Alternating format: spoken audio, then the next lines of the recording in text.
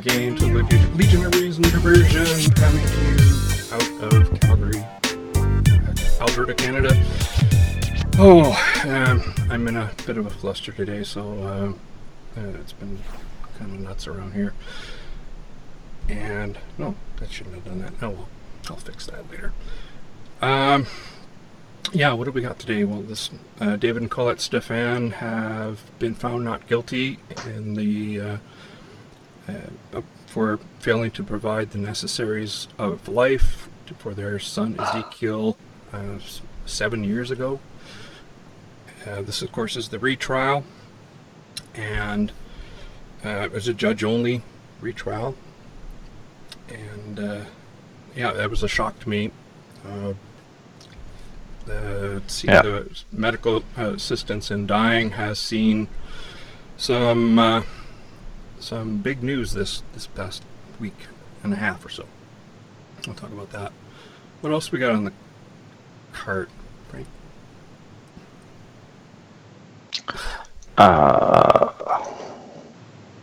Frank? We've got some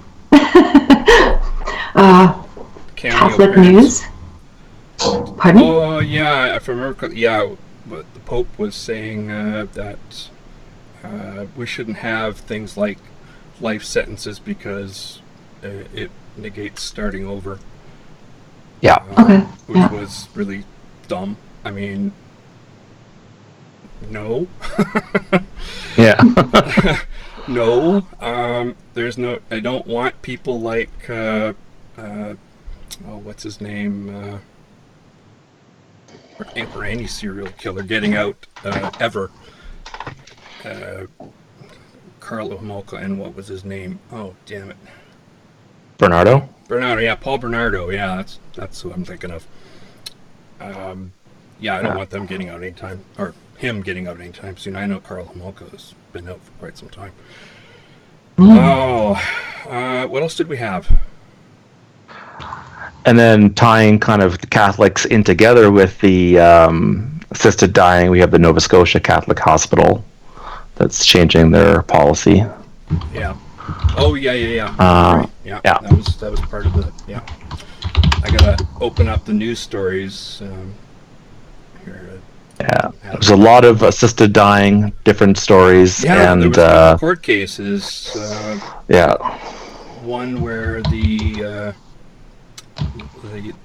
this was in Quebec, where parts of the law governing medically assisted dying, assisted suicide, whatever you want to call it, has been struck down. And if I remember correctly, it's about the foreseeable thing. Yeah, that's pretty blatantly mushy language. Well, yeah, you can argue either way on that. That it's foreseeable or not foreseeable, depending on the whim of the attending physician. Yeah, well, the thing is, it has to go through. You have to. Part of the process is to go. Two other doctors have to sign off on it who are not directly involved. It's up to them. But the language used was always terrible. It was, and they're always going to err on the side of caution to save their own ass, right? Yeah, that's the thing, right? Yeah. You don't want to be accused of murder. So it was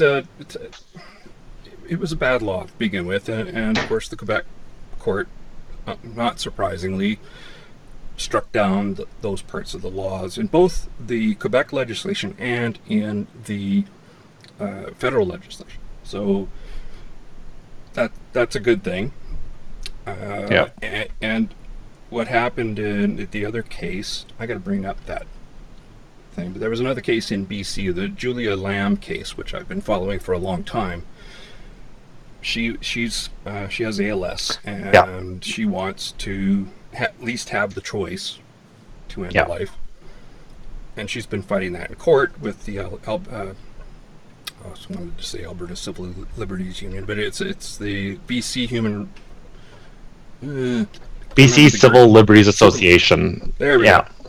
Yeah, it's they've been fighting this in court, and partly, I think, because of the Quebec decision. I think that the writing was on the wall for this case as well. It wasn't going to go their way. And partly because I think that there's a fundamental difference between the previous Attorney General, Jody Wilson-Raybould, and the current one, David Lametti, in that Lametti is much more open to expanding the access to medical assistance in dying. And what he did was he broadened, well, through the court, broadened the definition of foreseeable death to include people who who can't move on their own, etc., that without help would perish. Yep. And so part of it is also because of the election coming up. The government doesn't want this on their plate right now. I mean, I wouldn't either. You don't know what's coming after who knows what form the government is going to take after this coming election. Yeah, with the BC woman, Lamb, they argued that, she needs her ventilator every night. If she stops using it, then if chest infection would then make her death foreseeable. Yeah. And so that was the argument that, if she stops using this one thing, and it seems like they wanted on a technicality. Well, they didn't actually win it. It was kind of just dropped. And they said, okay, we're just going to change the definition to include cases like Julia. Okay. But because of the Quebec court decision, they can't avoid dealing with the provisions that were struck down, because it's not just the Quebec law, it was the federal law as well, and that's binding across Canada. And so it's we'll see what happens after the election. Let's just say if there's I don't see a problem if there's a minority Liberal government. I do see a problem maybe if the Conservatives form a minority government or a majority. But the courts will force it. I mean, the courts I'm sure their patience is gone. I think it's the Supreme Court from the Quebec decision. It said lawyers for the federal government argued that the foreseeable death criterion is necessary to protect vulnerable people who are suffering from serious ailments but are not fatally ill, using the law as a way to die by suicide. The judge rejected that comparison. Right. And contrast that with the BC, the government's presentation of fact. It's totally different, and it's. I think it's a fundamental shift. So the Quebec decision happened a few days before the British Columbia decision. So I think there was a definite reappraising of the legislation in it. I think it's also an attempt to save the legislation, but I don't see how they can ignore the Quebec decision. So we'll see what happens. But you think it's going to be needed? A whole new law will be needed, or no? Just to get rid of that provision. I think there are already safeguards with regard to vulnerable people. Yeah. Already the mushy language. Actually, I can't see how that possibly affects that at all. It's mushy language, and they're making use of the mushy language to try and save the legislation. It's a pretty smart thing to do, but I think with the Quebec decision they're going to have to actually just strike out some of that and just say, look, anybody who's in a irremediable condition such as ALS, where you're bedridden, your quality of life is so low that it's just, people don't want to die, but they're, it's a tragedy no matter how you look at it. Why make it a worse tragedy by forcing people to suffer through? And anyway. Well, and there are studies that say that if people know they have the option, Mm-hmm. often they don't end up using it. It's more of They know it's there. it makes they know it's there, and it makes them feel better about their situation in their mind, at least that they have that option should things get too unbearable. Yeah, and it's there, and you can make use of it. So it does. Peace of mind enters into this very, very much. And I think this is a win. But it's a precarious win because we'll see what happens after the federal election. But I can't see the courts ever allowing a law that is too restrictive. I've been saying all along that this law was going to get hit pretty hard by the courts. And so far I'm right. And it was way too restrictive. We'll see if it goes to the Supreme Court. I don't think they will. I mean, it doesn't make sense for them to go to the Supreme Court now, but that's assuming the Supreme Court would even hear it. They don't have to. They can just say, we're not going to hear this. The courts, the lower court got it right. Just let it go. And I think you're right. It's a case of no matter what government we end up with, they see the writing on the wall, and it's not going to be worth their effort to appeal. Well, it can be from a political perspective, because if if your base doesn't want you to allow medically assisted dying, then it's politically worth your while to fight it, just to say, look, we fought the good fight, right. We lost, and that's so sometimes they will fight anyway. I mean, just look at what happened with Omar Khadr. Right. The whole business there, violation of rights and et cetera, et cetera. The conservatives wanted the government to fight, which was crazy because they couldn't win. It was an impossible situation, and in fact, would have cost much more than the payout that Khadr received. And there was really no doubt about this. So it just plays to their base. Yeah. Right. The one thing I don't hear a lot of in Canada about the assisted dying, because you don't hear much about that argument about we shouldn't do it because it's against God's will. As much as you hear. Yeah. Down, on the other side of the border, you hear a lot more of that, from their right-wing base, that this is, going against God and that sort of thing. But the people against, in this country at least, they don't seem to be even trying to go there. Yeah, but you can see that there are no. I can't think of a single good reason to not have medical assisted dying. I just can't see a single good reason. So that it's got to come from somewhere. It's usually religious baggage, or people trying to argue.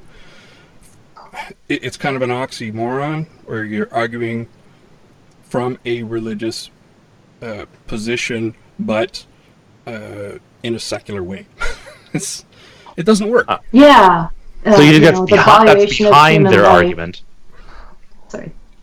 Sorry. Like valuing human life, and yet not having the compassion suffering is a virtue, apparently, right? Mother Teresa's whole bit brings you closer to Christ. Remember, suffering is the sickest doctrine ever devised by humankind. It's despicable. It is just. I don't use the E word very often, but that is really, really evil. Like, it's just really evil in sheep's clothing kind of thing. Yeah, it's terrible. And when the doctors from the Lancet went there, they were just appalled at the conditions there. And I'm going to have to read that book. I've actually bought that book that was suggested. About Mother Teresa a few weeks back. The one by the former nun? Yeah. Okay. Oh yeah. and I haven't started reading that. I've forgotten about that. I have a tendency to buy more books than I can read. So You've read Missionary Position, right? yes, That yes, was I have. Hitchens. Yeah. Yeah, that was it. Yeah, Yeah. but this is more right to From the inside. from the inside, Yeah. right? So it's not somebody you can dismiss like what's his name, Bob or Bill Donahue down in the Catholic League down in the States. I haven't mentioned him in a long time, and Oh, it'll be yeah, a long yeah. time The again before I mention him again. Catholic League that is in fact one guy. Yeah. Well, I'm sure your office staff is included, but yeah, I don't know, understand that guy. He's just a real piece of shit. But anyway. Anyway. In terms of the topics we're covering, Mm. I wanted to talk about David Silverman and the stuff that's come out in the past, I guess, week and a half or so. And it just so happens that we will have him on as a guest because he has joined us. And if we can bring him in on Skype, we can talk about that stuff if you guys want to do that. Okay. Do that. Yeah. Could we Okay. do before we get that Yes, to the yes. David Stefan stuff? Yes, of course. Yeah, Just yeah. got chocolate on me. Well, this week, of course, we saw. I guess it was a total shocker. I didn't see this coming. Oh, my. Yeah, yeah. I was Wow. just blown away with. I gotta find it here. With the judge's finding that. Hey, well, David's a lawyer, and I he's not, familiar necessarily with Canadian law, but our systems are so similar that we're probably have a pretty good opinion on some things that I'm very curious about that don't make sense to me in the decision. Here's the acquittal stuff. Anyway, the judge made a ruling on the cause of death. This is something I've never heard of before. That's a coroner's job. Yeah. This sounds like an appeal waiting to happen. That's what I'm thinking. I'm yeah. thinking this is grounds for appeal because how can a judge come Yeah, to such a conclusion on bad the cause ruling. of death? Yeah, it was bad in a lot of ways. I got to find the other. They overrode the guy who did the autopsy. Mm-hmm. Yeah, he accepted the Like- the testimony of the previous coroner for Alberta, who has a record of being, appearing in trials. Oh, how could? Yeah, he's ruling that Ezekiel died from he had viral meningitis and died from lack of oxygen because the ambulance didn't have the proper mask. But it didn't matter. It was just bizarre. I don't understand this. How does he make this pronouncement that it was viral and not bacterial meningitis? I just, my mind just explodes. And you still take a child to the hospital if they've got viral meningitis. You don't cancel an ambulance because that you called for because your child stopped breathing. Oh, he's breathing again. It's okay. Mm-hmm. Yeah, no Really? kidding. Wow. Who does Wow. that? So Yeah. so that's not negligence. That's worse. To me, that's worse than negligence. You said But don't bother. Willful ignorance. Yeah. Yeah. And if you don't know it, you can't tell the difference between viral and bacterial meningitis just by looking at a child. Yeah. Doctors can't do that. So that's that's why they put children who are suspected of having bacterial meningitis on antibiotics immediately before any tests are even run, because time is of the essence. Yeah. And they're right in that fact. You rarely die from viral meningitis, but you can certainly die from the consequences of it. viral meningitis. Oh, God. Yeah. It may not be the viral meningitis that kills you, but something else that is, it's just, I don't understand this decision. It makes no sense to me. No. And like you said, I think it is straight up grounds for appeal, and the Crown hasn't said anything yet, as far as I know. I didn't look earlier today, but it's terrible. Yeah, Stefan- it's a shocker for sure. Stefan was talking about, parental rights. This was a case for, this had nothing to do with that. Mhm. There is no, let's dispense with the myth of parental rights, Yeah. please. Yeah. They don't exist. Don't Well, at own your least child.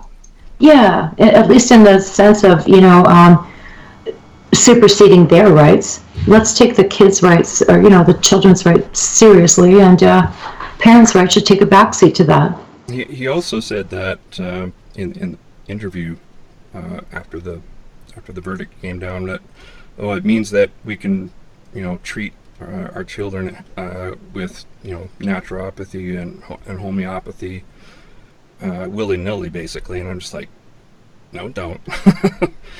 Mm-hmm. You were put on trial because the Crown, and I also agree with the Crown, that you failed to provide the standard of care that's expected of a parent. And you don't get to do whatever you want. This is why we don't allow prayer as healing prayer, faith healing, and that crap. We don't allow that up here at all. I mean, unfortunately, there are many states. Well, we allow it, but not when it ends up in you death. can do it, but you can't do it in lieu of, right? Yeah. Like, you can't do it instead. Yeah. You have to, you want to pray, knock yourself out. I really don't care. Just as long as it doesn't interfere with actual medical care that would do something. Yeah.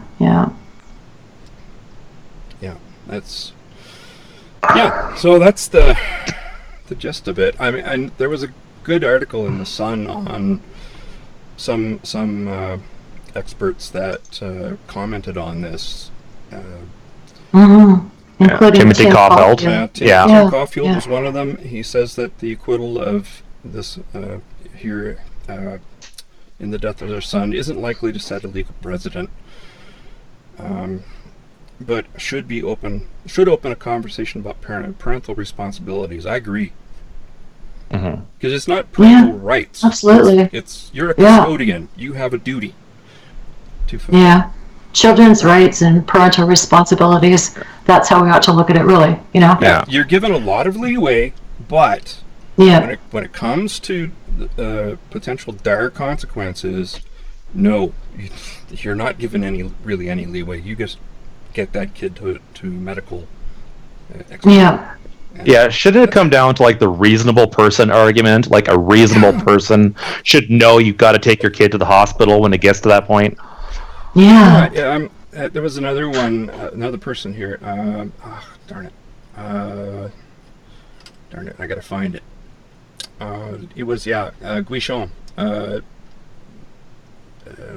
She's a physician at the University of Calgary. I remember her when she was having, she was getting a little pissed off with Bishop Henry over the HPV vaccination thing. Like, and she's a Catholic herself. She was like, yes. Anyway, she was flabbergasted. She said, "How does a judge make such a statement? They did not do everything they could. Who calls off an ambulance when a child is not breathing?" So on that basis alone, the Crown has to appeal because it's contrary to the findings of fact. I think she says further, I think there are also problems with this judgment related to rejecting the medical examiner's testimony. He who did the autopsy, who was qualified to do the autopsy, was overridden. Yeah, this is something that now I could understand if the judge said, okay, the defense has raised enough reasonable doubt that I cannot find them guilty. I could deal with that. What I can't deal with is someone who has no expertise in the medical field any medical field, coming to a conclusion about what Ezekiel died of. This is something I don't get. I've never heard of this, but then I don't follow the legal things very much. But I just don't. Yeah, I don't get this decision at all. It's so bad. It's got to be appealed. Oh yeah, absolutely. I know. I just didn't. Yeah, I was blown away. I just wonder if he got, well, to what extent did he represent himself? I know eventually, but well, they Stefan represented himself. They take some pretty lenient measures when you represent yourself. Yeah, they do. They give you a lot of latitude because you don't have the experience. Yeah. And that's a waste of time and space, in my humble opinion. And they're planning on suing for court costs, and I'm just like, God, you don't get to do that. I mean, they want a couple of million or something like that, right? I'm sure that's crazy.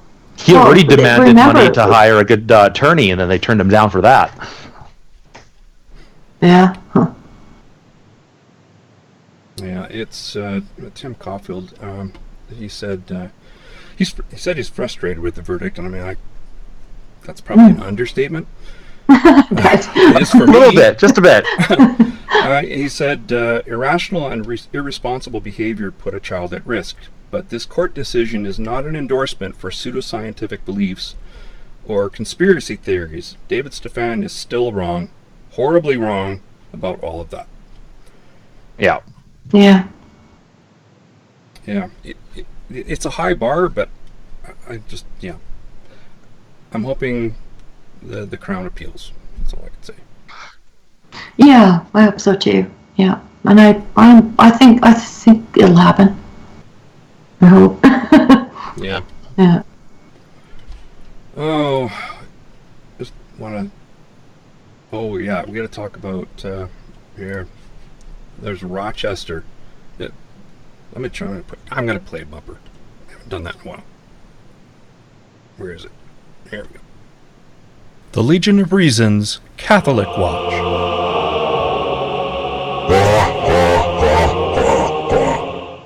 There we go. Yay! And I got the audio fixed. Well done. I figured it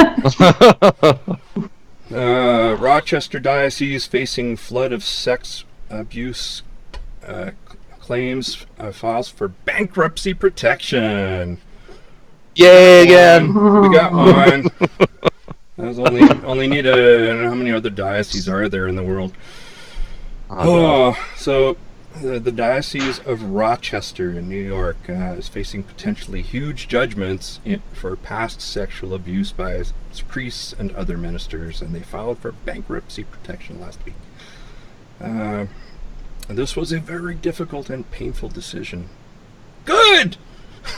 That's the whole point! It should have been an obvious decision.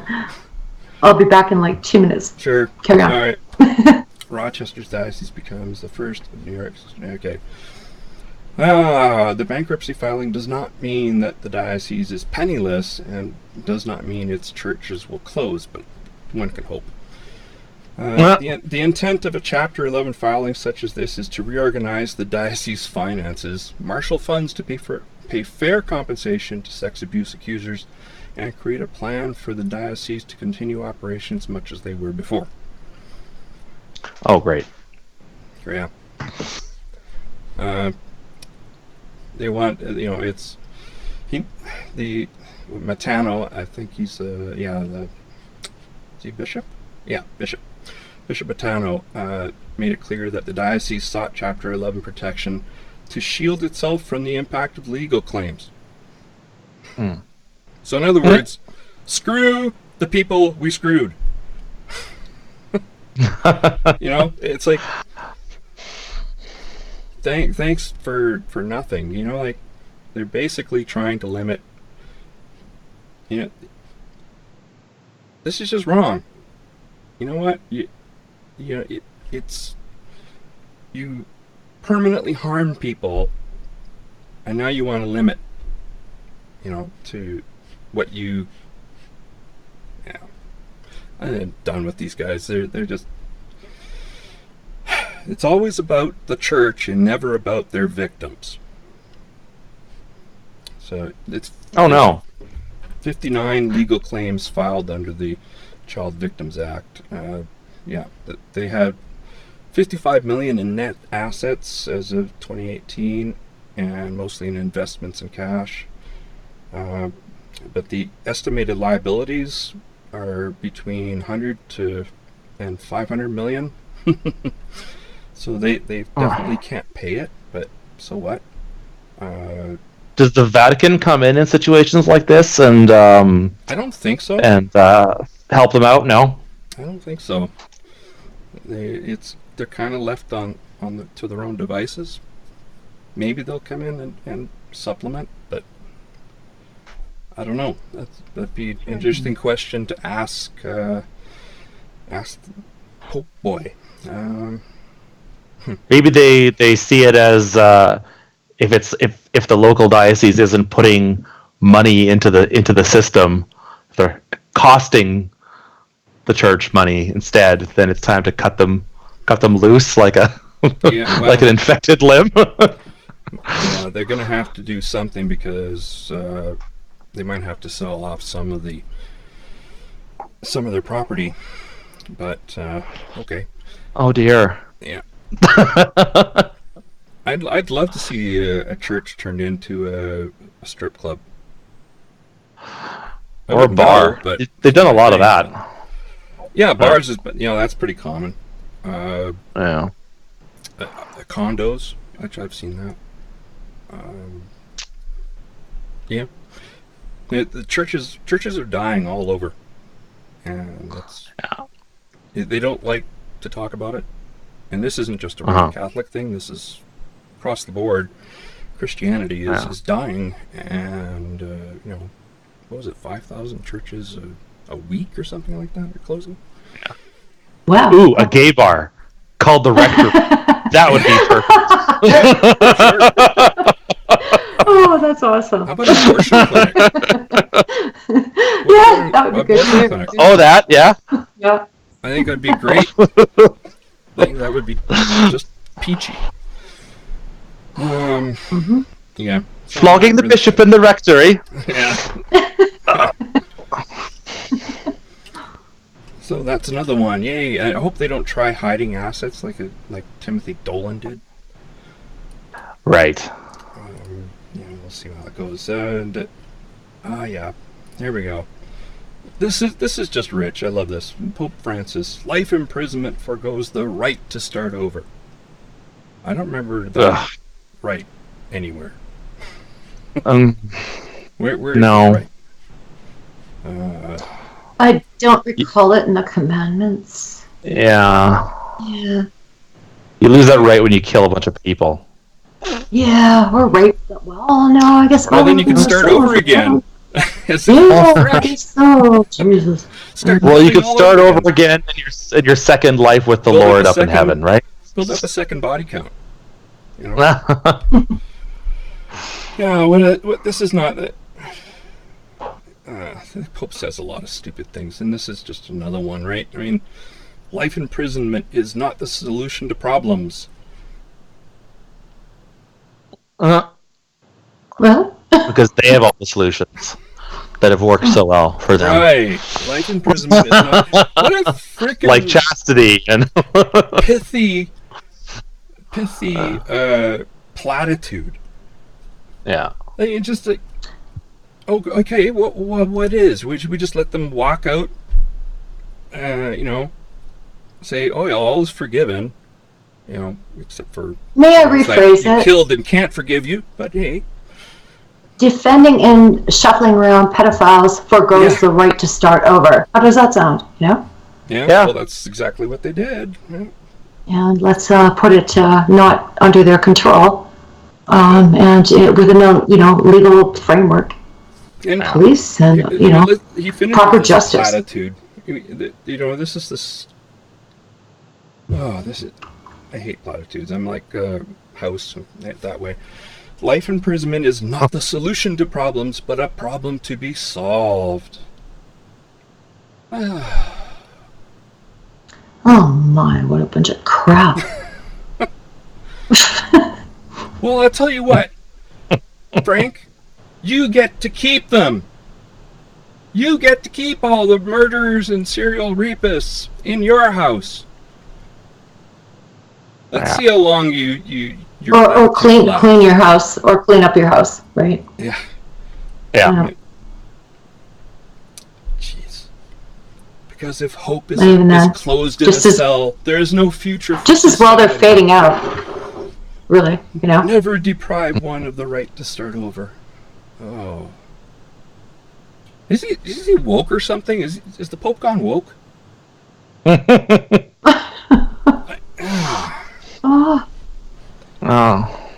Yeah, stand before the crucifix in the gaze of Jesus, in front of him with simplicity and sincerity. And I'm doing this all wrong. Stand before the crucifix in the gaze of Jesus, in front of him with simplicity and sincerity. From there, from the humble courage that belongs to those who do not lie to themselves, peace is reborn with the trust of being loved, and the strength to go on flourishes again. Wow. Who writes this shit? Jeez. This is awful. Mm-hmm. It's not Shakespeare.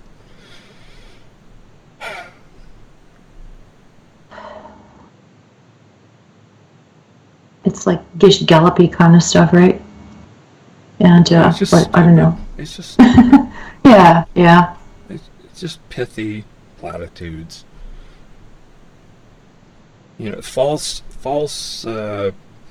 concern. They're always concerned for the wrong people. That's the thing. Yeah. They're always concerned for the wrong people. How about the victims? What do you say about them? Yeah. How about what the victims want? How about your victims? When are you going to actually do right by them? Yeah. Yeah.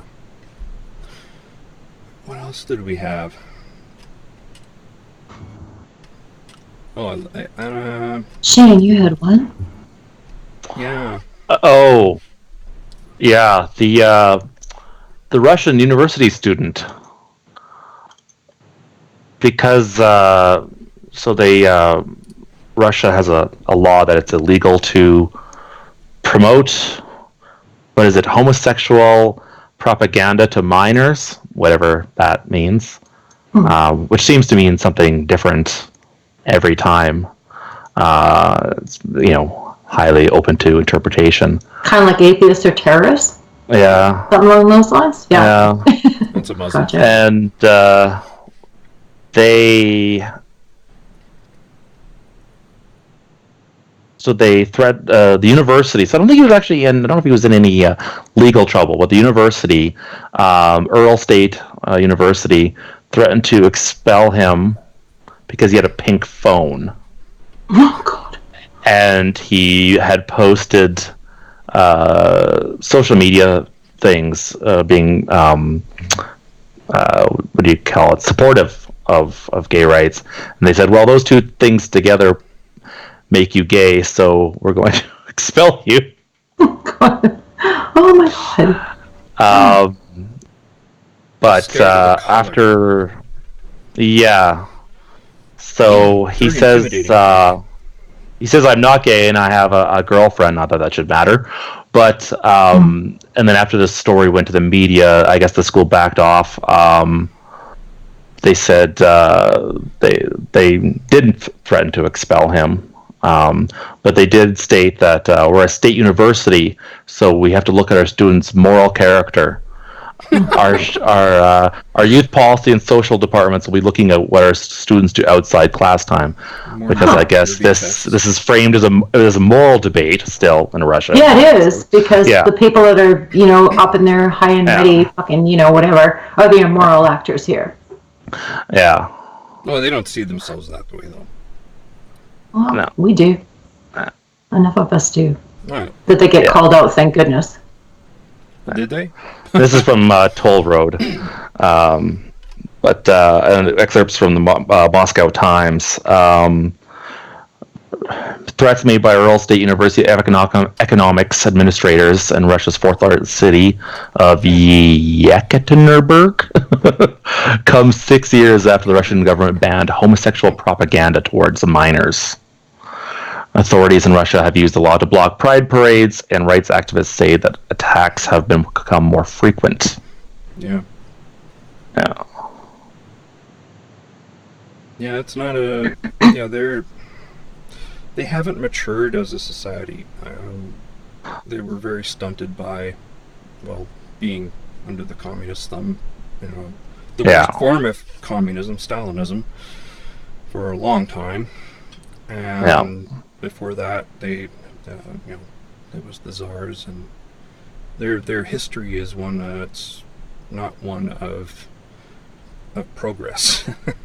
No. I mean, if you if you were Jewish in the Soviet Union, you were screwed, and you were. It was an incredibly anti-Semitic regime.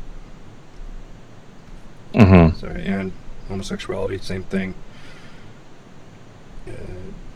Honestly, rivaling the barbaric kingdom of Saudi Arabia, I think. But anyway,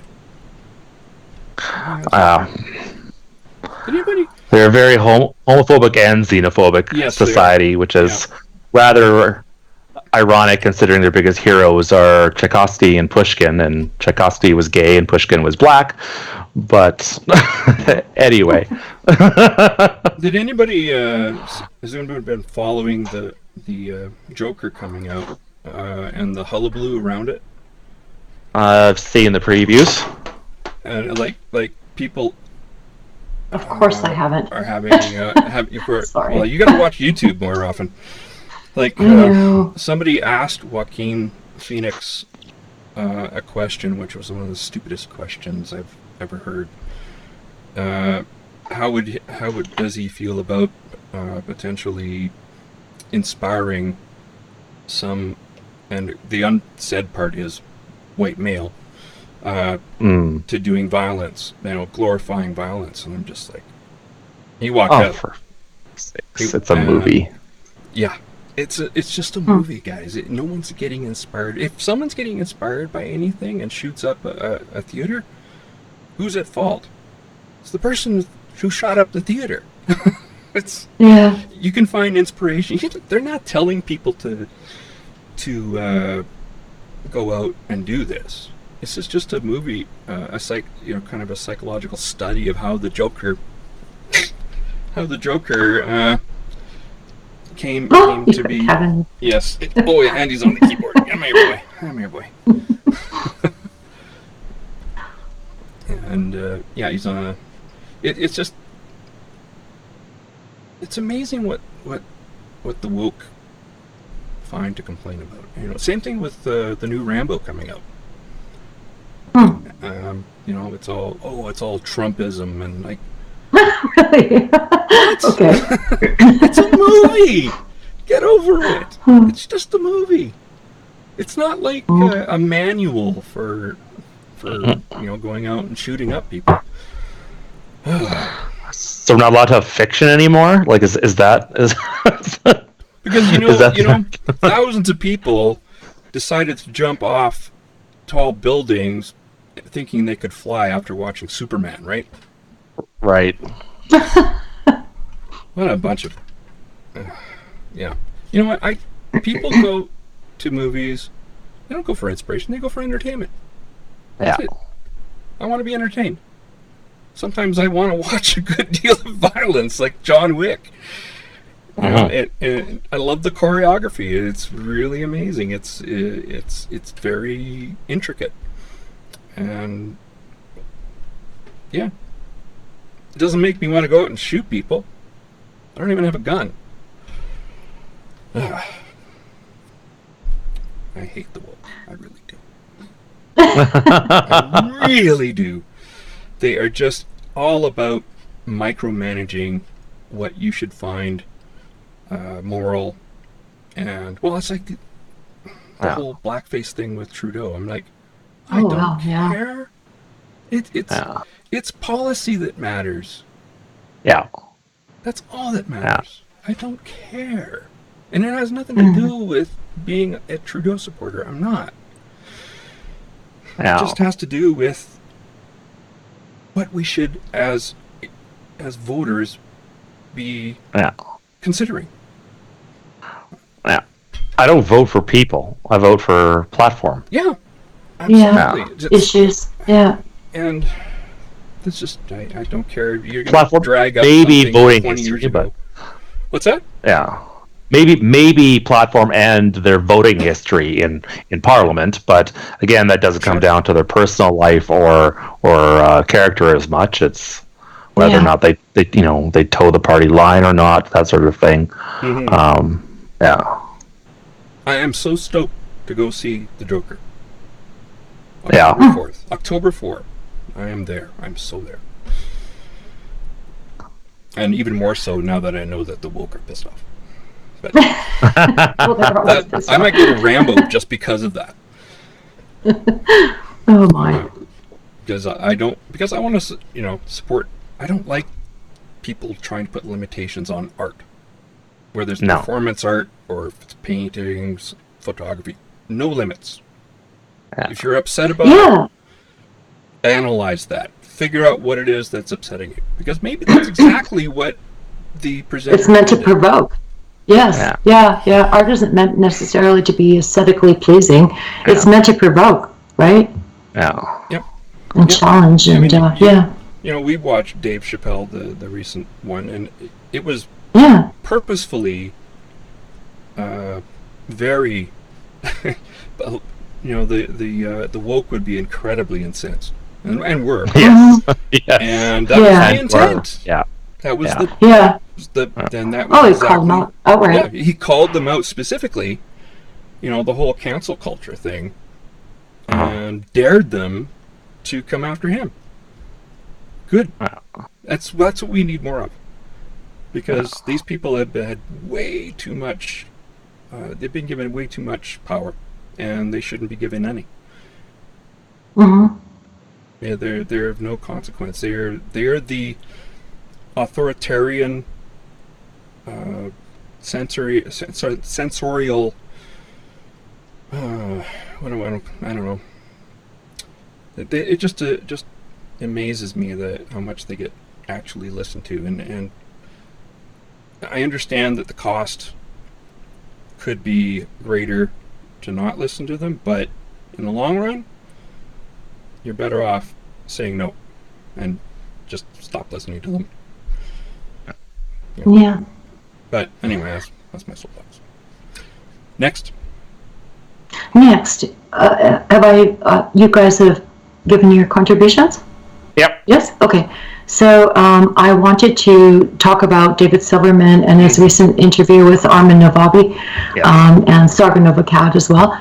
And he is actually he's actually watching us right now, so if I might bring him in. Yeah, go ahead. I wanted to, Grab yeah. some, so, I am. Okay, okay.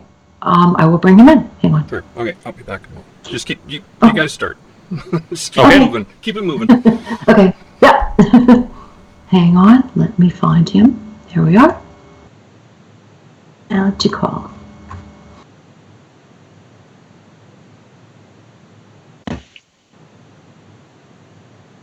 Are you there? I'm here. Hey, how's it going? I'm going. It's going well. How's it going, eh? How you doing? You doing? Yeah, so what have you, okay, obviously let's introduce you. You're the the past president of American Atheists, and you've been caught up in a Me Too kind of issue, and Yeah. been off the grid for quite a while. And can you say in a nutshell what's gone on? And Well, yeah. First of all, I want to thank you, Chris, and everybody for having me on the show. I really do appreciate it. I appreciate you coming on. Oh, my pleasure. Yeah. So I was president of American Atheists for 7 years, and I was a volunteer for them for 14 years before that. And they Well, they fired me off last year on two untrue Me Too allegations. So just to make because you were talking about woke culture before, and Whoops. Ah, darn. Sorry. Ah, I screwed up. two allegations came in, and American Atheist fired me immediately without any due process and without any investigation at all. And so I was a part of that organization for 22 years, and I walked into my office on a Monday morning. I was walked out like a criminal with a box in my hand with all my stuff, not knowing why. And the two allegations against me are legitimately false. And when I say legitimately false, I've got pictures and recordings and eyewitnesses and even a polygraph test to prove my innocence. But none of that was ever considered because the amount of due process that I received from American Atheists was literally exactly zero. Nobody told me what the crimes were. Nobody told me what the allegations were. And nobody ever said, Dave, did you do it? I was fired very unceremoniously, very cruelly, frankly, maybe 2 days after I was walked out of my office with no clue as to why. And then the BuzzFeed article came out with two explanations of with two accusations. And just to make sure I'm very clear, the accusations weren't inaccurate in that I did have sexual relations with these women. I did do bad. I did have sex with a woman at a convention who I knew wanted a job, but I had told her not in advance. And I thought that was, this was 7 years ago, but I thought that was okay back then. And I had sex with a board member's wife. I had sex with Rachel Beth Presswood, who is Matt Dillahunty's wife. And basically, it's difficult, and this is what I was doing at Armin's podcast, because it's really difficult to understand.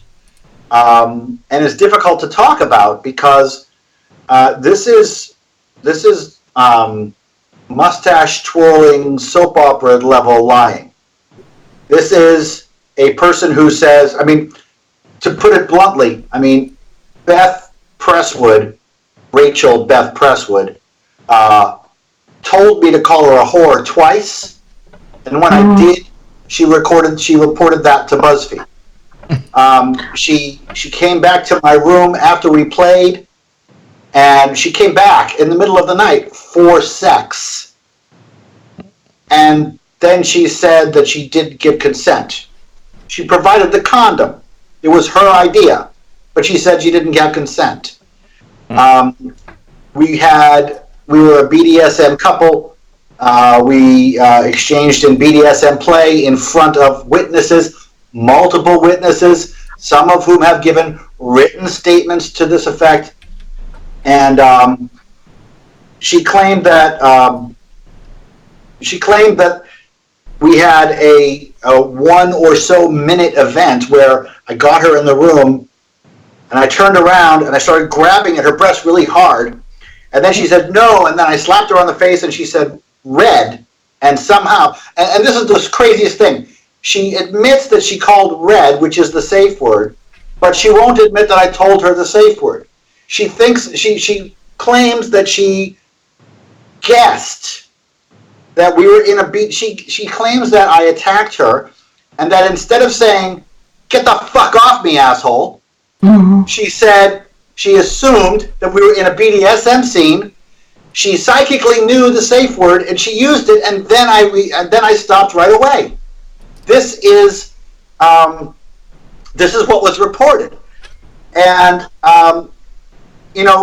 if you watch the Armin interview and if you look at the facts, I have a webpage. The webpage is firebrandforgood.com.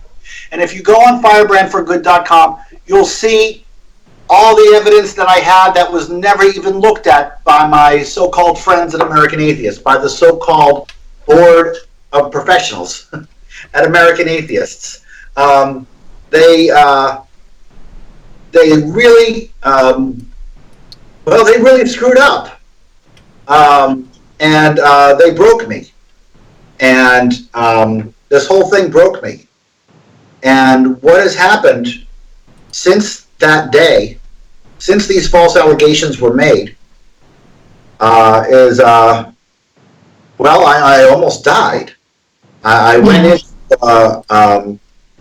into a tremendous hole, and I almost didn't make it out. I literally came close to suicide, and it was only because, frankly, it was only because of the few friends that stayed. 90%, 95% of my friends bailed on me immediately. You were talking about woke culture before. This is what they did. They bailed immediately on the accusation without asking me, Dave, did you do it? One of the few people in the world who asked me, Dave, did you do it, was you, Chris. Yeah. You're one of the people who stayed. You're one of the people who applied skepticism. You're one of the people who saw through the bullshit. And I was grateful for that. Well, I can't help but see through bullshit. It's just in my nature. I'm trained. You and I have been friends for almost a decade now, right? And I could see through the bullshit. I knew in advance before it came out on BuzzFeed, and I'm sorry what you've gone through, and I hope the community rallies around you and brings you back, because you didn't deserve that. Yeah, of course. I thank you so much, Chris. It's been, and I will tell you that my brain is a complicated. My brain is a complicated place. It's a very musky place. It's been a really fucking dark place. I hope I can swear on your show. Are you fucking kidding me? No. Okay. I think it's mandatory. The amount of pain that I was in and the hole in which I sunk was nothing I was remotely accustomed to. The pain that I went through dwarfed losing both my parents. It took me into a hole. And what has happened is, my friends did gather around me, yourself included, Chris, and they did prop me up as I was this quivering, spineless, broken fucking mess.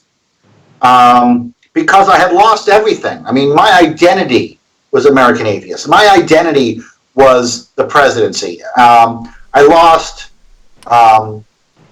pretty much everything I loved.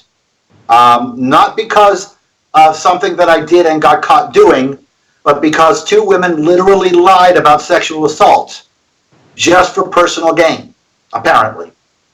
And it broke me because I've been a liberal. I was a woke guy, I was all about believe all women, because women would never lie about sexual assault. Mm-hmm. And here they are, two of them did to me. I can only speculate, and I could only speculate on their reasons. But I'll tell you what has happened. And this is a little bit of good news, is that when I did Armin's interview, it was 2 hours long. It was the first time I talked to anybody in the movement. And I was exhausted. I was absolutely exhausted after that interview. I bet. Then it went up. I saw the camera shut off a couple of times because it must have just been too intense, It was really intense. It was,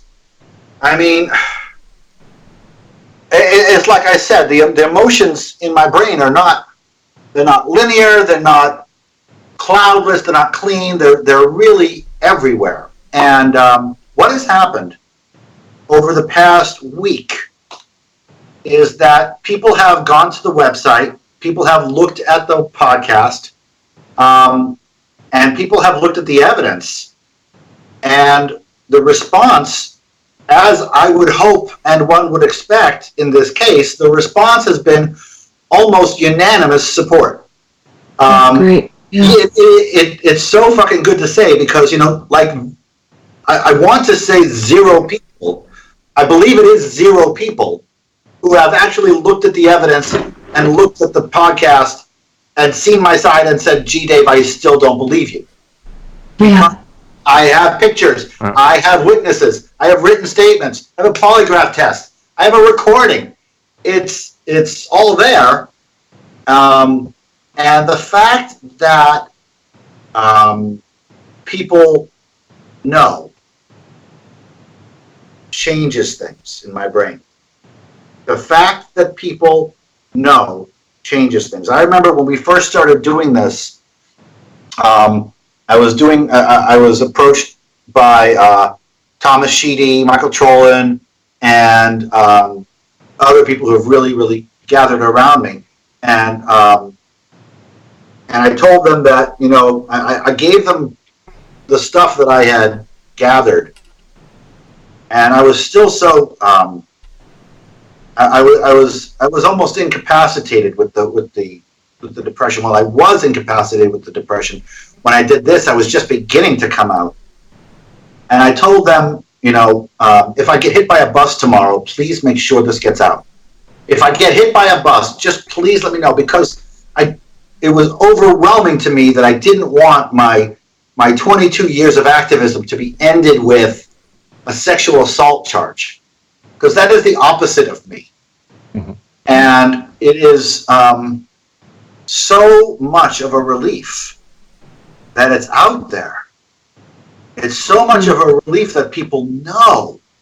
I mean, yeah, okay, I've got a YouTube channel. I've got a subscribe star. I've got a web page. Great. And maybe I'll be able to raise enough money to live, or maybe I'll be able to raise enough money to supplement myself. Because right now I can't get a job. Here's a mental note, Chris. You can't get a job when you make your living going on TV and saying religion must die, all religion deserves to die, and then you get hit with the Me Too allegation. Mm-hmm. It's real hard to get a job after that. Mm. I'll take note of that. Yeah. It's not easy. Thank you. Yeah. I mean, I've applied for hundreds of jobs and gotten nothing. And but really, the big deal that's on my brain right now is the fact that everybody knows. The fact that the information is out. The website is up. People can go see. It's firebrandforgood.com. You can just go to the website and click on Setting the Record Straight, and I've got everything there. And it just feels so damn good to have it on the record, to have it out there, to name the accusers, and to say, these people did me wrong. I didn't do them wrong. Yeah, I had sex with Rose St. Clair knowing she wanted a job. That was wrong of me. Yeah, I had sex with Matt Dillahunty's wife, Beth Presswood, knowing Matt didn't want me to have sex with her. Those are true. I also cheated on my wife in doing those things, and I lied to my wife and my kid about those things. I did immoral things. Mm-hmm. But that's where it ends. Yeah. And I deserve to be judged for those immoral things that I did. I deserve the hate and scorn. If people want to hate me because I cheated on my wife, you go ahead and do that. At least you're hating me for the truth. But my God, the way they twisted their lies. I mean, Beth Presswood literally told me to call her a whore twice, one of which was on her knees. Please call me a whore. That's when I called her a whore, and she went to BuzzFeed and complained about it. That's part of her complaint. Yeah, and what, 4 years after the fact, was it? 4 years after the fact. Yeah. 4 years after the fact. 4 years for one and 7 years after the other. Oh, and in the interim, after Beth, the end of that year, Beth was a symptom. Okay, both of them were symptoms. They were both symptoms of my yearning for validation, my yearning for external validation. I have a guilt shame cycle, and I don't have internal validation. I have a guilt shame cycle, and I also have low self-esteem, so I seek external validation, and I wasn't aware of what I was doing. Well, I was aware of what I was doing, but I wasn't aware of what my head was doing. And at the end of 2015, I put myself into psychological care not because I got caught doing anything, but because I knew I had a problem, and I did it. And so I'm actually a lot better now, a lot better now than I was back then. I have a very different view of myself, and a very different view of validation, and a very different view of, women and sex, frankly, than I did in 2015, but none of that matters. And this goes back to what you were both saying earlier about the woke culture, because none of that matters. It's been 7 years since I had sex with Rose. If I had done something with Rose and gone to jail and come out of it, I'd be okay now by the woke culture. But the woke culture still says I'm bad, and I'm bad forever, because mercy, forgiveness, and redemption are sins to this culture. They are abused. They are disabused of, I should say, of the idea that one could be forgiven. If you do bad for this culture, this far left religion that we call the regressive left, if you do bad by them, you're gone for good. You're dead for good. You're shit forever. And again, there was no due process. And so what's happening, and this is something that's really interesting, what's happening is the allegations came out, 90 to 95% of my friends deserted me en masse. That's it. Never talk to me again. Fine. Yeah. And then a year and a half later, I come out with my website. I come out with my proof. I come out with my evidence that really is kind of irrefutable. And so the woke folks, who are definitely not woke at all, they don't like the fact, they clearly don't like the fact that I've been exonerated. They clearly hate it, and they're reviling against it. So they're saying things like, well, he didn't hurt anybody, but he still cheated on his wife, so let's hate him anyways. But it's if people don't cheat on their wife. I mean, I don't say that cheating on your wife is nothing, but come on. They're searching. They are desperate to stay mad at me. And then, yesterday, I did the horrible thing. Chris, I did a huge, horrible thing yesterday. I went on a podcast that wasn't left. It was Sargon of Akkad? Holy cow. Okay. Yeah. We're going to have to post these links, right? Because there's, like, Cult of Dusty has spoken of this. Obviously, you've spoken with Armin and Sargon. So we should post all these links, as well as your website and your fundraiser and that kind of thing, right? Yeah. I appreciate that. Firebrandforgood.com is your website. And we'll include that stuff, of course. Yeah. I appreciate that so much. It's just interesting to watch these folks. When I went on Sargon, it was a lot like it would be if somebody had come out with new evidence to prove my guilt. It was a whole big aha! The left screamed out, and that now they have something to yell at. Now I'm alt-right. I'm alt-right. Of course you are. I'm a pro-choice, pro-separation of church and state, pro-women's autonomy, pro-elimination of the pay gap, pro-ERA, pro-LGBT, alt-right dude. Yeah. Well, it's just tossing, you're probably a Nazi and a misogynist and, Tell me. Of course, yeah, of course, yeah. And it's frustrating because these people were my friends. It's also frustrating because I was a part of that. Yeah. Well, that's what I got from the Sargon interview was a change in perspective on those issues. Which, frankly, Randy and I have, and asked, this podcast in general have had issues with this. Well, I think if you go to the Sargon interview, that would probably, we don't have to corner Dave. No, I'm not. It was a rhetorical question. I was, it was in regards to what did we learn about the woke today? It's all of us, really. Yeah. It's a shame you had to learn the hard way. But, and it's fair. Go I ahead. never had to. I saw them for what they were, and the total disregard for due process. They cheered. They cheered. Yeah. They delighted. My friends. Time's up. Hashtag another one bites the dust. Yay, Dave is gone. 24, 22 years? Yeah. Doesn't matter. 30 years as a feminist? Doesn't matter. Accusations came on, and I am not only bad, I'm bad forever. And as soon as I do something as horrible as go on a podcast, nobody was listening to what I said on the podcast. They hate me because I went on the podcast. Because he's alt-right, he's a Nazi, anti-feminist woman. Shit. They have all sorts of tiny little things to prove to you that this guy is so bad. I have never, ever gone on a show and worried about the politics of the host. I would never go on Fox News if I did. Do you think I cared about what Sean Hannity was pushing when I went on his show?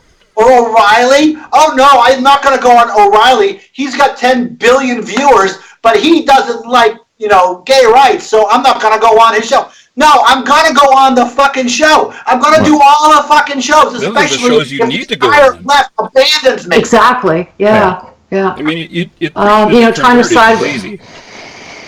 Preaching to convert, that's a much more difficult thing. Well, I used to think that I was calling out my own, and I don't identify with that anymore so much, right? Yeah. There's been a faction, and I kind of thought of us that were atheists and on the left and blah blah blah as a unified kind of group, but then a certain segment kind of went off the edge, and I thought, okay, let's call out our own, right? And now it's just like, no, they're just too far gone, Yeah. And it's sad because they were our friends. Yeah.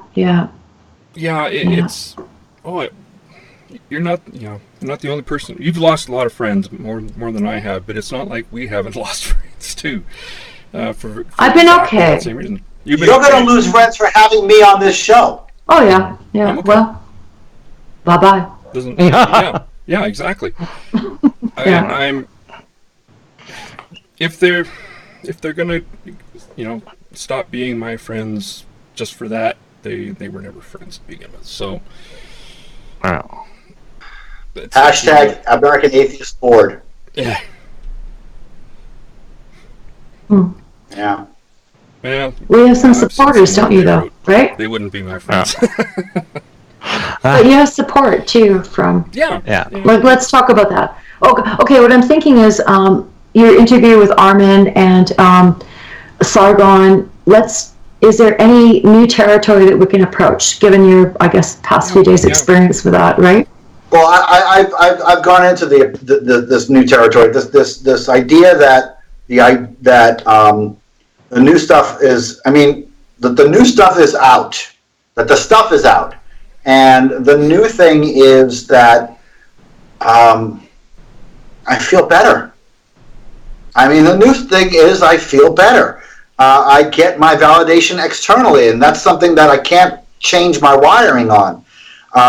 And when the entire society thinks you're shit, it really hurt me. And it wasn't until I started getting positive validation that I realized that the negative validation that I was inferring and receiving was a real big piece of that depression.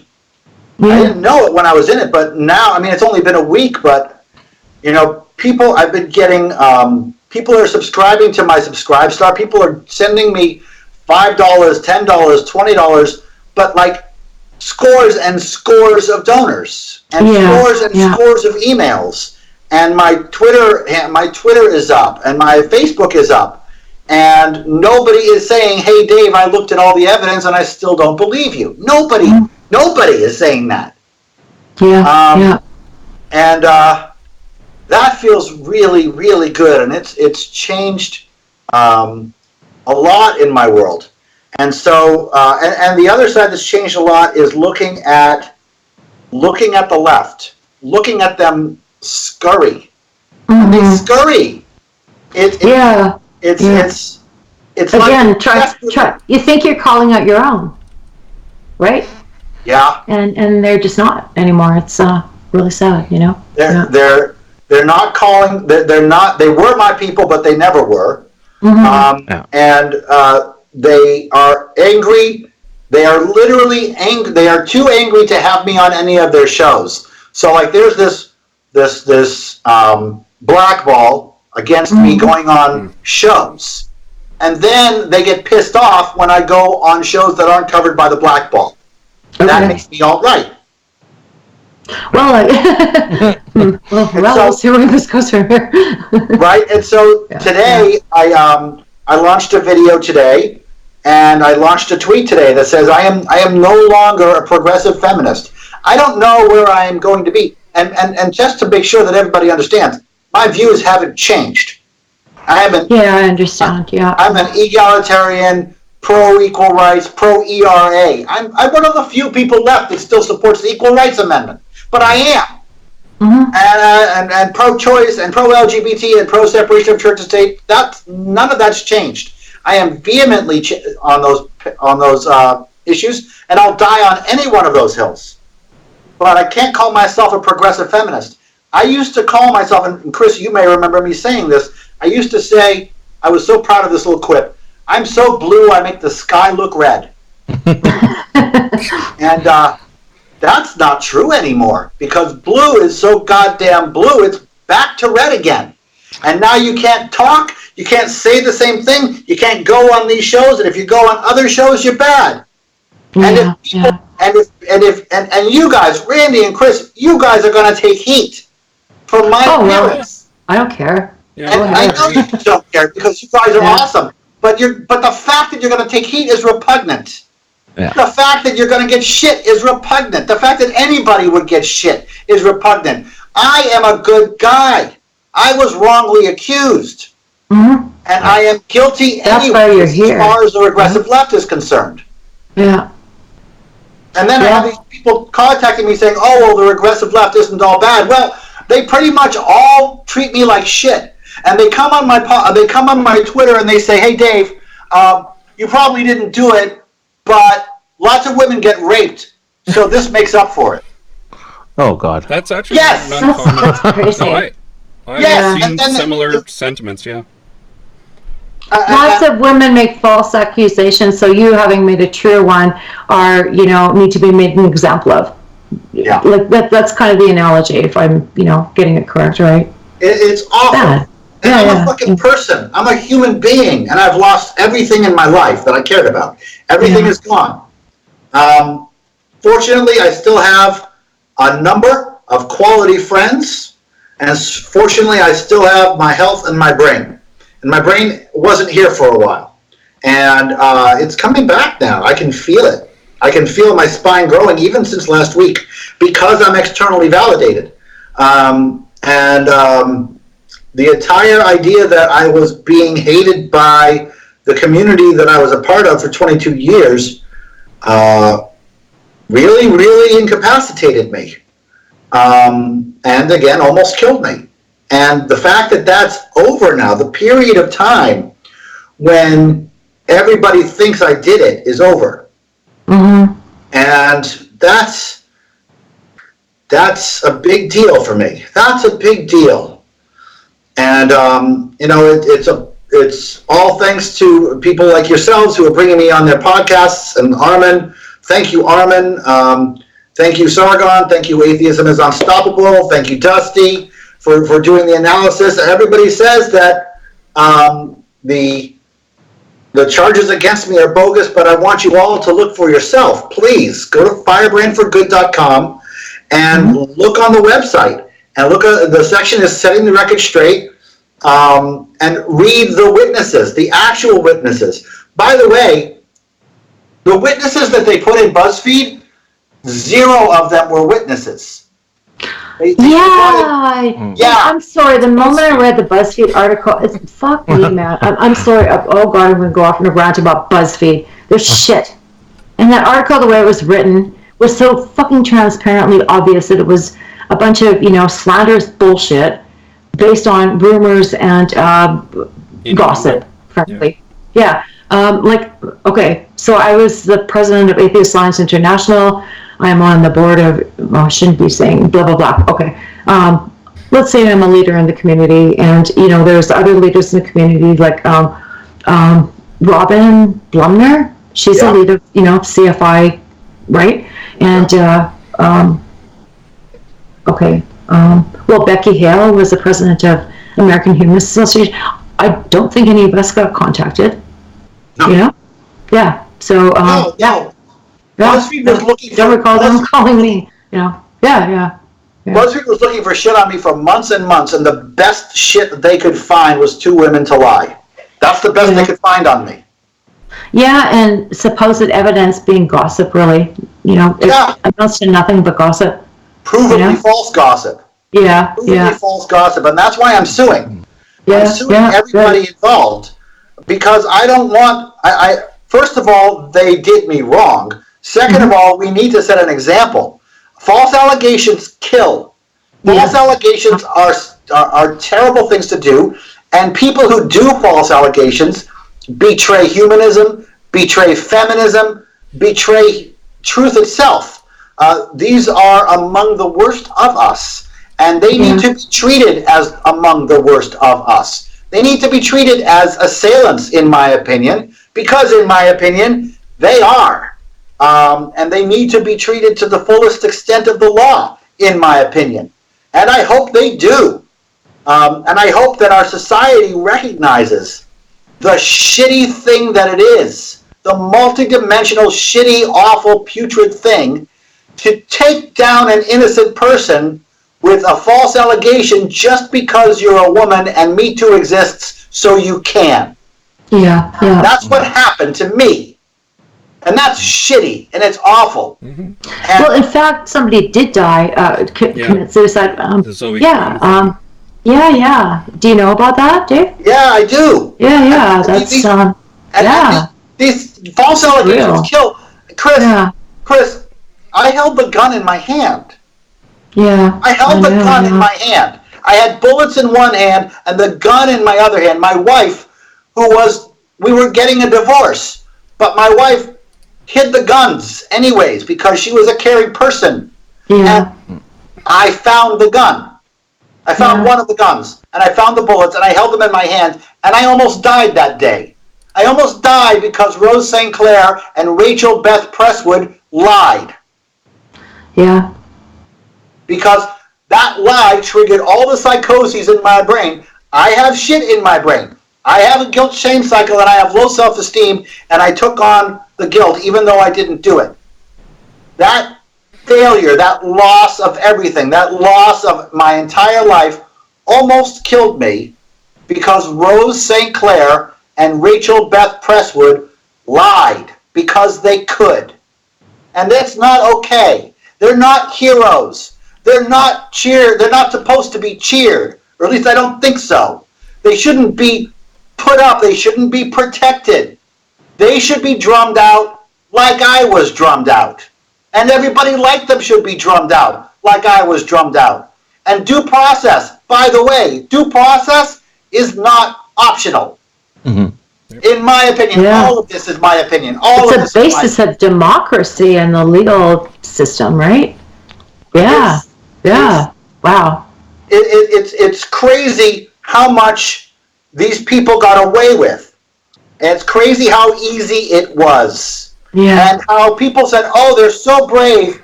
What brave? They didn't overcome any obstacles. They didn't face any challenges. They made false allegations and were immediately hailed as heroes. And even Beth Presswood, who hid behind the lie, who hid her name from BuzzFeed, she hid her name from BuzzFeed, I expect, because all of the witnesses that were at the party who saw us playing in a BDSM scene wouldn't see it. But she, even behind the scenes, she's got a whole bunch of people she's told, and they all think that she's such a hero. She's a fucking liar. They're both fucking liars. So, Dave, have Beth or Matt or Rose made a statement? Nothing. Okay. Nothing. Wow. Well, shit. Okay. All Wow. they've done is gone around to all the podcasts to make sure that they know that I'm blackballed. All people Okay. have done is gone around to all the shows to make sure that they don't put me on because they don't want my story being told. What does that tell you? Yeah. They're Yeah. telling people they're telling people that my accusation that Beth Presswood is a liar can't be defended by Beth Presswood because Matt Dillahunty, her now ex-husband, has a non-disclosure agreement with American Atheists. I'll say that again. Beth can't respond, and Rose can't respond, apparently, because Matt Dillahunty has a non-disclosure with American Atheists. What does that got to do with Rose? Zero. Well, and with Beth, frankly, you know. They're divorced. Yeah, exactly. They live in separate cities now. Yeah. Huh. Yeah. This is what we have. And people are gathering around them like they're heroes while they look at me like I'm some sort of fucking criminal. Yeah. That's what happened to Dave Silverman. Okay, so another question I have is, how did Beth's name get out? Was it because of Dusty? Yeah, it was Dusty. Well, actually, Okay. first it was Manette Richards, the executive director of Secular Woman. Okay. Yeah, I sued, and I did try to keep Beth's name off the airwaves. I mean, you have to use your real name when you file a lawsuit. Mm-hmm. But I didn't bring it up in Armin's interview. But Manette Richards did. She publicized it. She basically outed. I guess you'd call it doxing. I don't know if it's doxing or outing, but Manette did it, and then Dusty did it again. And that's. Okay. I don't have a problem with that. She doesn't. Yeah, I guess not. What? Why did she do that? I don't know. I'm curious. Like, Why did she do it? I don't know. Yeah. Huh. Good. I'm glad. Yeah. I don't know. It's been an amazing, horrible ride. It's been the worst year and a half of my life. I've lost everything. I am now trying. I am selling insurance now. This is what I do for a living because I can't get a job. So I sell insurance on 100% commission. I sell Aflac. So if anybody out there wants life insurance, or if anybody out there needs Aflac for their business, please give me a call. I could really use your business. I could really use your support. I have a GoFundMe because I have a legal fund. And the GoFundMe is on the website. It's all on firebrandforgood.com. And you know, I didn't expect to be asking the community for money, but I can't get a job. I cannot get a job. I can only imagine. Yeah. And that sucks. We will certainly be putting your links up, and that. the relevant videos that have been brought to bear on this, I guess, interview, right? I appreciate that, Chris, and I appreciate you both, Randy and Chris, for having me on the show. It's been poor Shane. I'm here. He's been jacked the past couple of. By me, I'm sorry, Shane. I'm so sorry. No. Okay, carry on. It's been excruciating. I mean, I was so strong at one point, and then I was so weak, like immediately. It's like I mean, I wasn't able to get out of bed. I wasn't able to get dressed or bathe or eat. I lost a lot of weight. And I say this, and I know that there are far left regressives mocking me. Yeah. When I say this, I can say it, and I know it because when I say things like that on Twitter, I get mocked. Boo-hoo! Another white man is crying that he got justice. But I didn't. But as far as they're concerned, I did. If I got justice, people would be in fucking jail. If I got justice, people would be out of this fucking movement. Yeah. Yeah. The right people would be in jail. And probably needing to, I guess, financially compensate you for defamation of character. Really? defamation of character, wrongful termination, breach of contract, Yeah. tortious interference in business.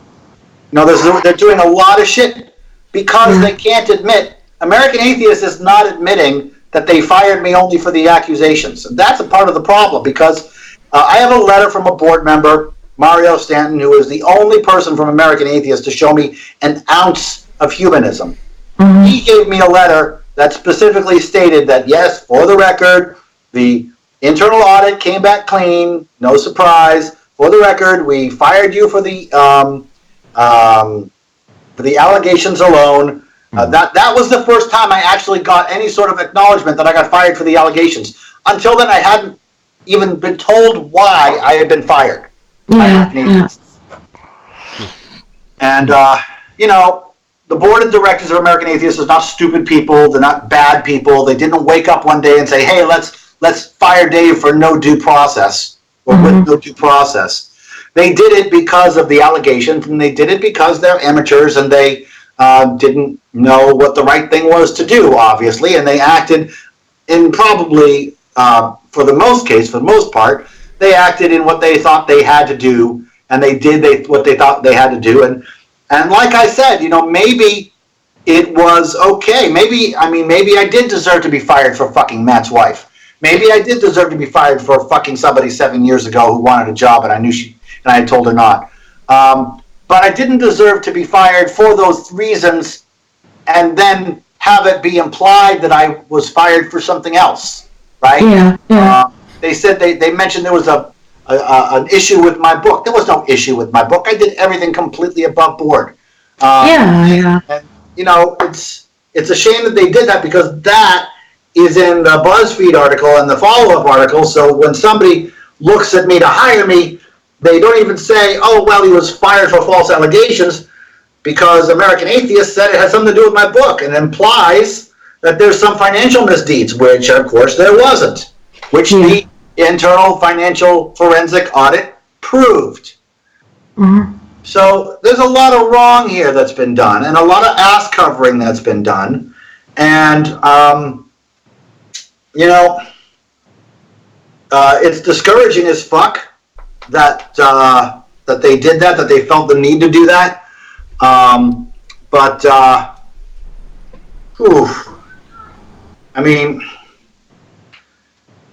These were my friends, or at least I thought they were.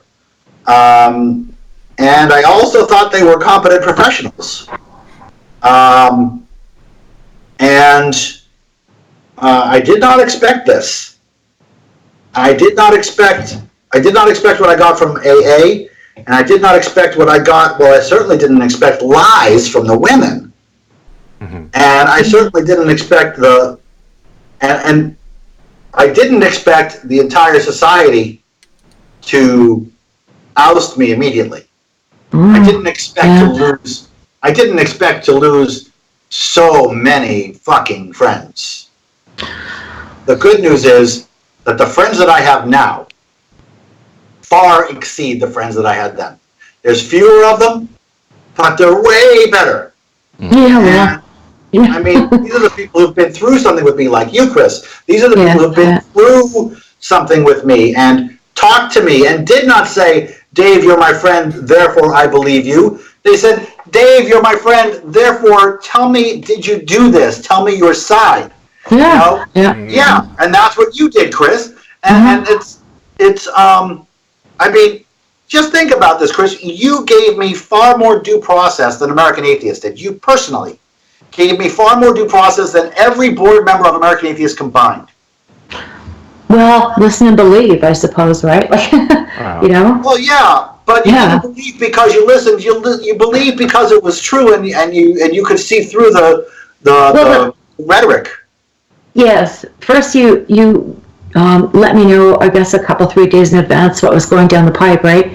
And then I saw the BuzzFeed article, and it was just like laden with, the most disgusting and how low can journalistic standards go? That's the language I want to use here, right? Yeah. Gossip. It's Gossip. What National Enquirer level bullshit. Or less. Yeah. Or less. I mean, this is it's rag quality. Exactly. I mean, Yeah, the that's a witnesses good- that they yeah. put in BuzzFeed, were witnesses to Rose and Beth lying later. Mm-hmm. They were witnesses to Rose and Beth lying later. Yeah. Like yeah. Rose's witness found out about what happened a year and a half later. A year and a half later, he's in BuzzFeed as a witness. Yeah, right, yeah. Not just stuff. Not just stuff. It was just, and so that's what happened. And so now I've got myself a channel, and what I'm doing is I'm doing my own activism. I'm doing it on the ground. I'm doing it on the feet. I'm not just doing videos. I'm actually doing activism. I've actually already met once with my state representative to put together a law which I find compelling, which I'm going to talk about on my website. And I think I'm going to claw and scratch my way back into this movement. Mm-hmm. I think I'm going to try and. You'll be welcome, Dave. It's been a huge loss since you've been gone. Yeah. I appreciate that. Thank you so much. I think that's a pretty common sentiment, and it certainly is mine personally. Yeah, for sure.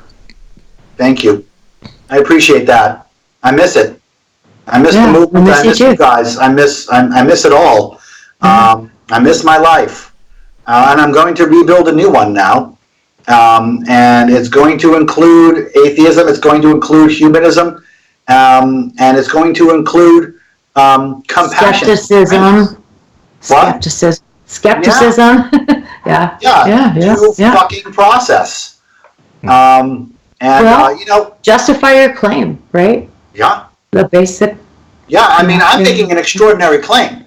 I'm making an extraordinary claim that both women who made sexual assault claims against me lied. That is an extraordinary claim. And so I'm backing that shit up with extraordinary evidence that's on firebrandforgood.com.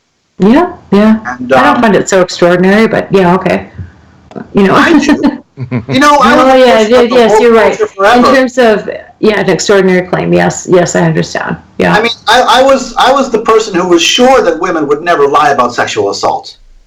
I was sure about it. They would never do that. It was girl code, unbreakable girl code, because in order to do that, a woman would have to do that on the backs, figuratively speaking, of other actual victims. And I didn't think a woman would do that, because women are always faced with sexual assault as a regular part of their lives. And why would they, abuse this wonderful thing that we have in Me Too just for personal gain? But that apparently is what happened. Mm-hmm. Twice. Yeah. Oh, more than twice. Okay. I don't know if you want to stay with us, Dave. We're going to, first of all, I want you to promote yourself and just reiterate your links and that kind of thing, and we'll make sure they're in our comments or whatever kind of thing, right? And second, do you know that Louis C.K. has kind of made a comeback and he's unapologetic? And if you want to join us for that discussion, you're welcome to. If you want to, I'm going to let you go because I actually haven't had dinner yet and my stomach is growling. It's 9:00 here.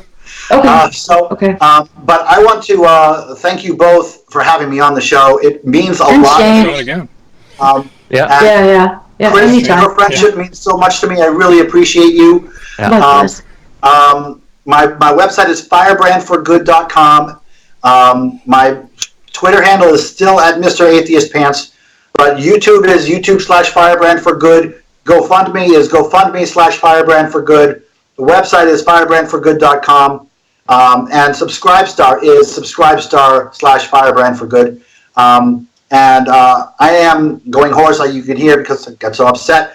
But I want to thank you both for having me on the show, and I want to thank your listeners for being skeptical. Hey, listeners, don't believe what I said. Go to my website and look at my evidence and see for yourself. Please apply skepticism. And then turn your eyes to the people who did this. And let's face the facts that people did what they did here.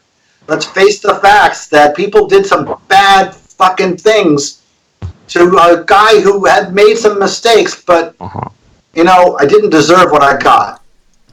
And I'm coming back, and I appreciate everybody who would support me in my comeback, whatever it's going to be. This web page is going to be good. The channel is going to be good. I got the whole setup, as you can see the setup behind me. And I'm looking forward to the future. I'm missing the past, but I'm looking forward to the future. And thanks to good folks like you and friends like you guys, I will make it. I will be back. And I am Well, back. the movement has missed you. So, yes. Welcome back. That's so much. Yes. Thank you so much for having me on, folks. Okay, have a good night. Thanks. Good to see you again. Enjoy your dinner. Bye-bye. Bye-bye. All right. Yeah, that's a Hello. Oh. sordid story. Well, it's quite the story, yeah. Yeah. Can you guys excuse me for one moment? Sure. Thank you. Well, you're, He was getting, talk he was getting a little... Sorry? Talk about Louis C.K. Oh, yeah, but before we go there, there's just one thing that I wanted to bring up, but like he said he was going hoarse and he's a little hungry, but did you read his book, Fighting God? yes. Yeah. If we ever have him on again, I wanted to talk to him about his one of the arguments he makes in that book that I found fascinating that doesn't get a lot of support on is the idea of secular Jews or atheist Jews being like an oxymoron. Like in his book, he basically argues that if you can convert in or out of it, it's not a race, right? It's just a religion, and you don't usually hear a lot of support on that. I don't know if you listen to the Skating Atheist guys, but the one guy calls himself a Jew, and but when I first started listening to them, it baffled me. It's like, well, aren't you an atheist? I don't understand. I don't know, where exactly I land on that anymore, but it was a fascinating argument anyway. I'm just texting my wife.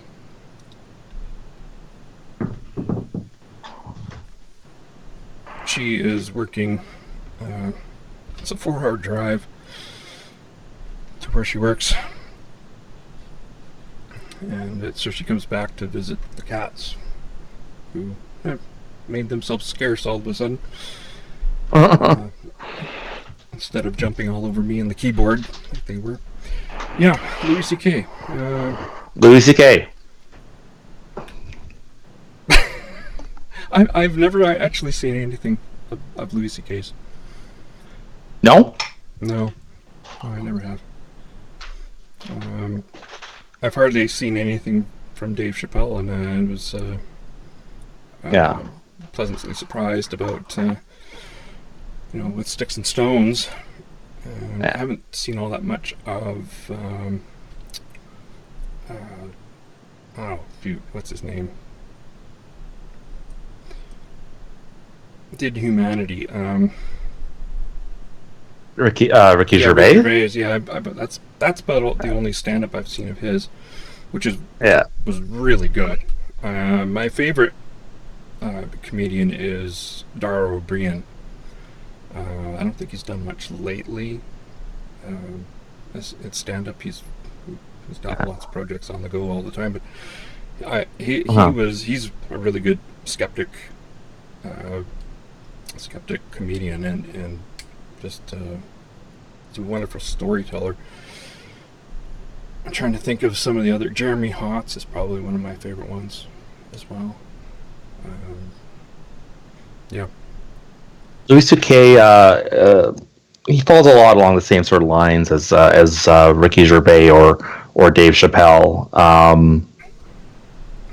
There's another white guy comedian that just recently released a very controversial thing on Netflix, and he reminds me a lot of Louis C.K. I can't think of the guy's name right now.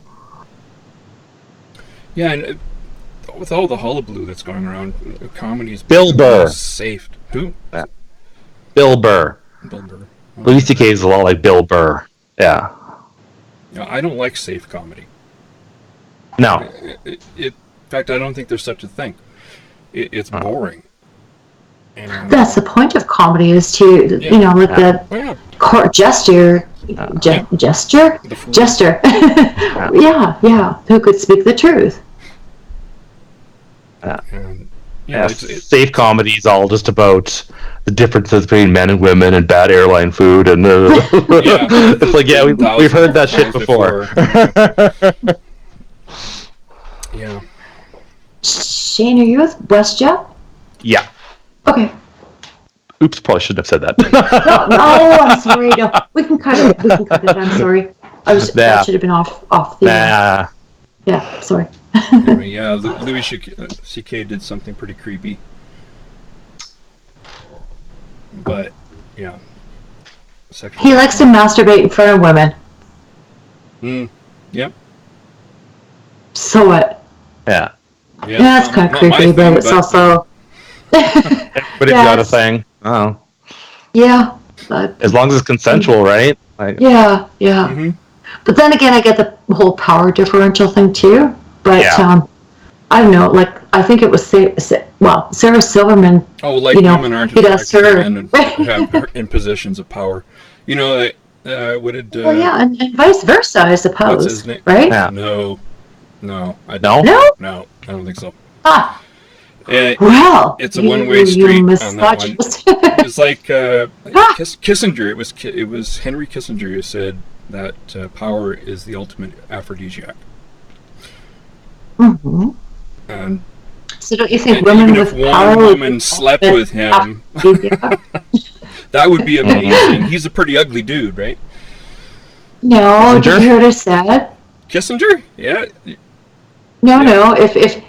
If power is the okay. That's We're gonna have a lengthy and that is how that's one of the What the hell? differences in how women's brains are generally wired differently than men's, and you it can't just is say that about everybody. not everybody. I'm not. That's the problem when someone says No, something okay, like okay. this. They immediately Okay. say, "Well, that's not every." Well, of course not. We're talking All about right. population statistics. We're not talking about individuals. I retract that claim. Yeah. So Okay, but carry on. do you really want me to always preface this with, we're talking about population statistics? So I'm No, going to that's say fine. that there totally are get no it. Totally men get it. who are attracted to women in positions of power, but I would hazard to guess that it's a pretty low number. Yeah. Interesting. Visitor poll at Legion of Reason. Yeah, really. We Those got it. emails, Are you that email men? address again is CHRIST. I'll put a freaking poll out if you want me to. That's what Yeah. he Men, are you attracted to women in positions of power? That's all. What the hell? Yeah, Oh. watch me get a deluge of men going, what the fuck are you talking about? I bet you more dick pics. I'll have to build in my collage. said. Have you guys seen it? Well, you probably have, Randy. No. Shane, have you? No. You have a dick pic collage? Oh, I yeah, did. yeah. Why I would you can't post send it that on to me? Facebook. Funny as hell. So, the dick pics that I've, That's one word for it. without, yeah. and on everyone I put like a Pokemon kind of figure, but I can't actually post it now to Facebook because I got nailed right away when I posted it last time. Just didn't even a comment, right? Pattern recognition. Yeah. So anyway, yeah. Also, Louis C.K. is on his way back. Yep. Like, oh, okay. I didn't realize he'd left. But anyway. Well, I guess that. Yeah. Yeah, he was kind of under the radar for a couple of years. Yeah. Just under a couple of years. Yeah. Really, that long? Yeah, November 2017. Oh, wow. Yeah. That's a long time. My God, we're old. Yeah. We live in this world where everyone wants their feelings heard.